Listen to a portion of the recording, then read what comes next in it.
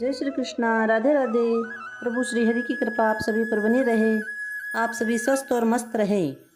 आइए आज हम सुनते हैं गीता जी का 18वां महात्म्य। श्री पार्वती जी ने कहा, भगवान आपने 17वें अध्याय का महात्म्य बतलाया, अब 18वें अध्याय के महात्म्य का वर्णन कीजिए। श्री महादेव जी ने कहा, गिरि नंदिनी चिन्मय आनंद की धारा बहाने वाले 18वें अध्याय के पावन महात्म्य को जो वेद से भी उत्तम है, श्रवण करो। यह संपूर्ण शास्त्रों का सर्वस्व कानों में पड़ा हुआ रसायन के समान तथा संसार के यातना जाल को छीन भिन करने वाला है। सिद्ध पुरुषों के लिए यह परम रहस्य की वस्तु है। इसमें अविद्या का नाश करने की पूर्ण क्षमता है। यह भगवान विष्णु की चेतना तथा सर्वश्रेष्ठ परम पद है। इतना ही नहीं, यह विवेकमयी लता का मूल, काम क्रोध और मद को नष्ट करने वाला, इंद्र आदि देवताओं के चित्त का विश्राम मंदिर तथा सनक सनंदन आदि महायोगियों का मनोरंजन करने वाला है। इसके पाठ मात्र से यमदूतों की गर्जना बंद हो जाती है। पार्वती, इससे बढ़कर कोई ऐसा रहस्यमय उपदेश नहीं है जो संतप्त मानवों के त्रिविध ताप को हरने वाला है, बड़े बड़े पातकों का नाश करने वाला हो। 18वें अध्याय का लोकोत्तर महात्म्य है। इसके संबंध में जो पवित्र उपाख्यान है उसे भक्ति पूर्वक सुनो। उसके शरण मात्र से जीव समस्त पापों से मुक्त हो जाता है। मेरुगिरी के शिखर पर अमरावती नाम वाली एक रमणीय पुरी है। उसे पूर्व काल में विश्वकर्मा ने बनाया था।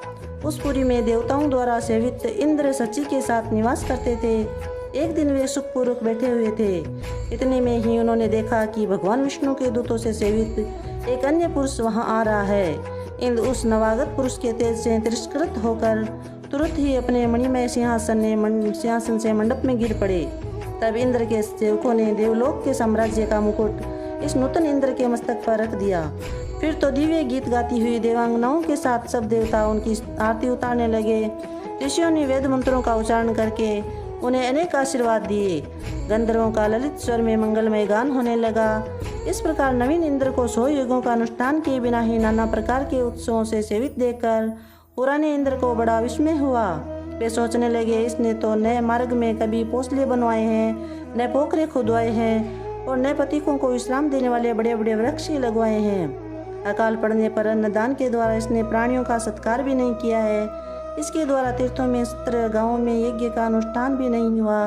फिर इसने यहाँ भाग्य की दी हुई ये सारी वस्तुएं कैसे प्राप्त की? इस चिंता से व्याकुल होकर इंद्र भगवान विष्णु से पूछने के लिए प्रेम पूर्वक क्षीर सागर के तट पर गए और वहां अकस्मात अपने साम्राज्य से भ्रष्ट होने का दुख निवेदन करते हुए बोले, लक्ष्मीकांत, मैंने पूर्व काल में आपकी प्रसन्नता के लिए 100 यज्ञों का अनुष्ठान किया था। उसी के पुण्य से मुझे इंद्र पद की प्राप्ति हुई थी। किंतु इस समय स्वर्ग में कोई दूसरा ही इंद्र अधिकार जमाए बैठा है। उसने तो न कभी धर्म का अनुष्ठान किया और न यज्ञों का, फिर उसने मेरे दिव्य सिंहासन पर कैसे अधिकार जमाया है? श्री भगवान बोले, इंद्र, वह गीता के 18वें अध्याय में से 5 श्लोकों का प्रतिदिन पाठ करता है।